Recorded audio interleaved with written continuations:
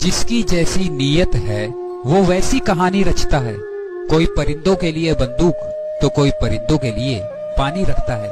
इस खोज में मत उलझ कि भगवान है या नहीं, खोज ये रख कि हम इंसान है या नहीं। ये मैं की आवाज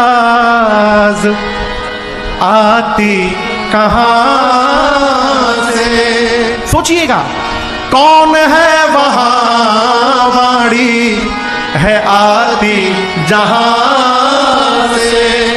अरे कुछ तो बता प्यारे, कुछ तो बता प्यारे, गर तुझको पता है। क्या महाराज, मुख बोलता है या तू बोलता है, बता तेरे मुख को कौन खोलता है।